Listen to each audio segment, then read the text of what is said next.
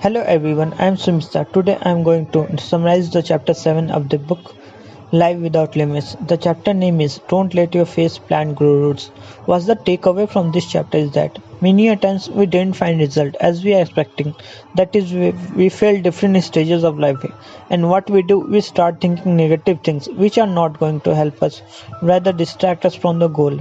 What I find strange in this chapter, why Mr. Nick chooses the title as mentioned above, what the message behind the title is. Mr. Nick has observed many people failed, try to do something. At that point of time, you have to accept unexpected. Sometimes the things the God asks you to do, the things that may not make sense or may be very difficult to do. In every time you try, you might fail or may be successful. But in this attitude, in this perspective, when you do fall down, don't let your face plant grow roots. He personally fell down many a times, but he never stayed down. There is a Japanese proverb that describes his formula for success. Fail 7 times and stand up 8. You fail, I fail. The best of us fail. And the rest of us fail too. Those who never rise from the defeat often see failure as final. What we all need to remember is that life is not a pass fail test, it's a trial run process. I think our teachers should go through this book once. Now, come to the topic who succeed later on, learn from their mistake, and set an example from others. What special thing about these successful people is that they didn't quit. Instead, they recognize their problem, work harder, and search for more creative solution. If they fail 7 times, then they stand up for the next attempt. Those who do not try to overcome from defeat, their goal is not the problem. Actually, they are creating a scenario problem around them. Losing a game does not make you loser. What is important is that you should be stand in the game. Simply he says if you aren't willing to do the work required, then losing isn't a problem, you are the problem. Mr. Nick has taken example that during his speeches to explain the importance of never give up, he flopped down on his belly and continued to talking audience from that position. The crowd fell silent as usual.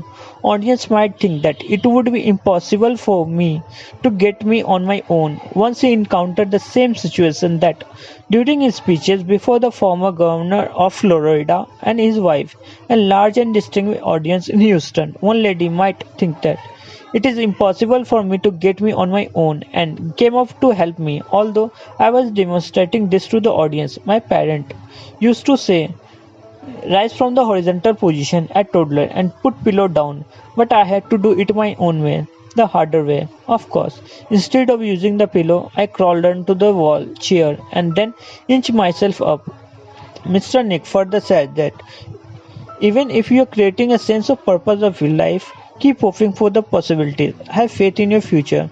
Appreciate your value. Maintain your positive attitude and refuse not to let your fears hold you back. You will endure setback and disappointments.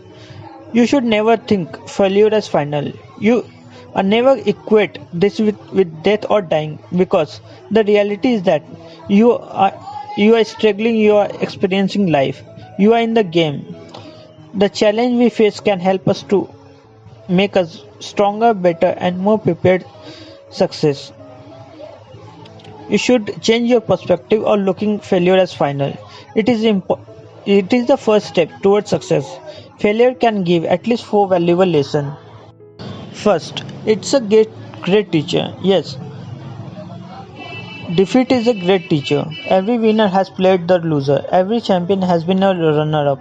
Let's take an example. Roger Federer is considered one of the best tennis players of all time, but he doesn't win every game, set of matches. He hits bad shot into the net. He fails to place the tennis ball where he wants to. If Roger gave up after every failed shot, he would be a failure. Instead, he learned from the misses, and that's why he is a champion. Mr. Nick's younger brother teases him about his early years of developing as a speaker. When he often failed to find an audience, he would beg to schools and organizations for giving a chance to speak to them. Most of them turned me down as too young and too unexperienced or too just unusual. It was frustrating sometimes, but But he knew he was still learning the ropes, figuring out, and I needed to know be a successful speaker. Second, it's build character.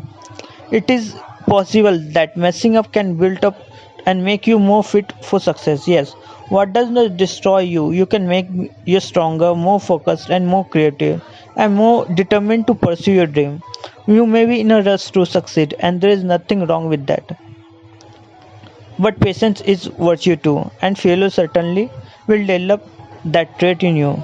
Believe me, I have learned that my schedule isn't necessary in God's plan day. His own plan and timeline, and rest of us have to wait for it to unfold. Thomas Edison, who went through more than 10,000 failed experiments before he developed a commercial light. Most of us who consider themselves failure are people who didn't realize how close to success when they give up. Third, it motivates you. We can choose to respond or to lose or failure by giving up, or we can let the lose or failure serve as learning experience and motivation to do better. One of the key to success in sport or towards your work is to practice. I think the practice as a failure towards success, and I can give you a perfect example that involves me, my cell phone. You may think that smartphone is a great invention, but for me it is a gift from heaven. Sometimes I think the inventor must have had me in my mind when he created a single device that even a guy without arm's length can use to talk, telephone, send email, text message, play music, tap record audio, and keep up with the weather and world event just by typing it. Fourth, it helps you appreciate success. Success is a long journey from the path of failure, rejection, and disappointment. One of my favorite childhood Bible story was to Joseph, the favored one. He was a proud son, but his jealous brother sold him into slavery. Joseph had to tough a good long time. He was falsely accused of a crime, thrown into prison. But again, Mr. Joseph didn't give up. He didn't let bitterness or failure defeat him. When you put your whole heart into achieving a goal, you go through a great pain, suffering along the way. At that point of time, you have to stay positive and will realize it's a part of success. With that, we have to come to the end of the chapter. Don't let your face plan grow roots. Thank you, everyone.